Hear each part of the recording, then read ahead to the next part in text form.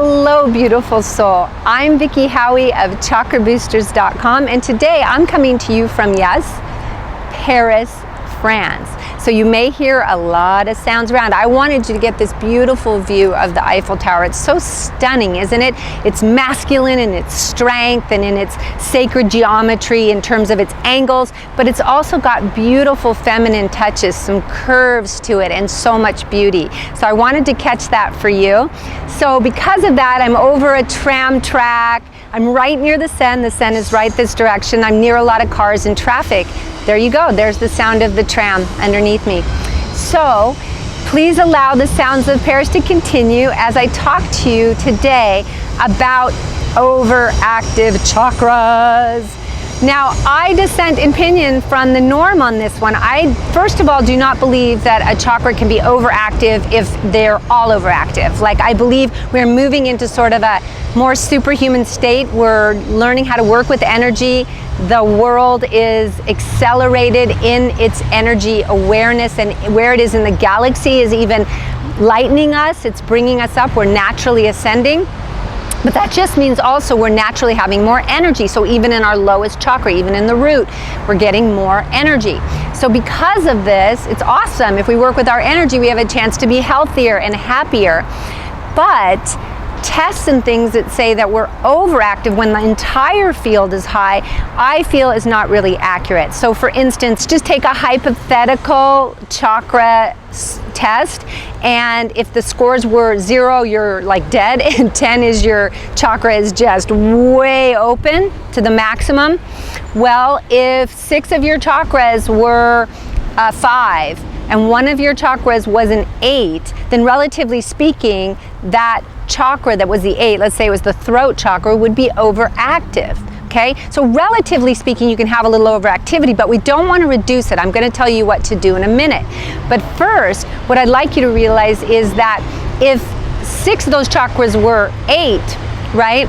Or let's say 7 of your chakras were an 8, then none of them are overactive. Okay, do you get that? None of them are overactive. And when it's only 1, it's really easy to work on 1. So overall, I just want you to remember that this idea of overactivity is kind of outdated.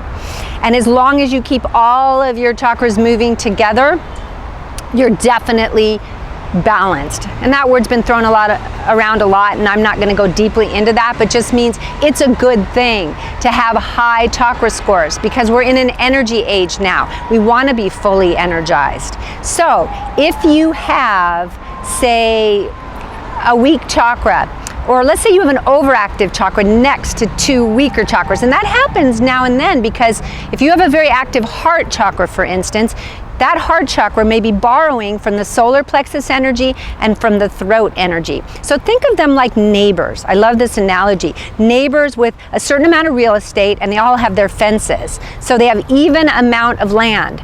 But then let's say that's the third chakra, the heart, and the throat chakra. Well, the heart, let's say you just so much love and the heart just keeps building and expanding. So the heart expands out and takes solar plexus. Now this makes sense because think about it. When we're all about the others, when we're all about heart, I need to do everything, I need to connect to others because the whole tendency of the heart is to connect to others, then the third chakra gets forgotten sometimes, the self. You need a certain strength in that. There really can't be too much love. When you're centered in all of your chakras, you will have a solid heart chakra and you will be love in presence. And that will mean your other chakras are balanced. So please don't get me wrong. I'm just saying when you're trying to be loving, you know, when we're making that effort to be loving, to be nice, when we're working a lot at being a heart chakra person, then we really tend to borrow from the neighboring chakras. So be aware of that. If you're wanting to be nice and take care of others, you're going to borrow from your self chakra, the third, and you're going to borrow from your truth, your personal truth. You're not going to tell people what you really think because you don't want to hurt them. You see what I'm saying? And you're not going to take care of yourself over here because you're spending all your time taking care of everyone else. So the way that you could reduce the heart chakra or have it get to a place where it's healthy in your field is simply to boost your third chakra. Give yourself some more self-love, some self-time. Take care of yourself. And give your throat a boost by doing things where you voice your real truth, where you say what you really feel. And of course, through your heart, through love, but you don't go around trying to figure out what's right for everyone else. You simply live your truth and you live it with love and you trust it. Is that a good example? Can you see that?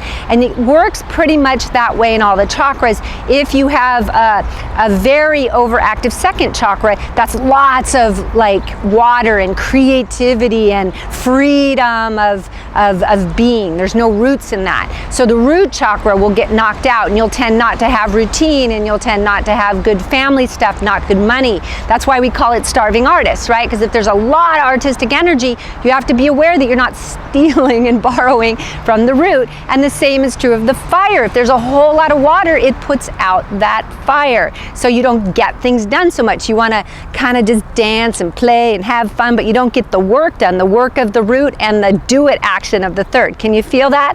I hope this is making sense. So we're always working with the chakras together, and we're always loving them all like 7 children that we absolutely adore, every single one. And when one's a little overactive, we don't try to make that child wrong. Instead, we just get all the other children into that kind of activity, right? We start to boost the whole field, make everyone, everything brighter, everyone being all your children, right? I hope that makes sense. So that's what I have to say about overactivity in the chakras. What do you think? I would love to hear your opinion either on my blog or on my YouTube channel right here. And if you have any questions, I'll be glad to answer them. I'm going to start doing videos where I answer your beautiful questions. So start leaving them more, and I will see you on the next video, hopefully giving you lots more from Paris, France. Blessings and love you.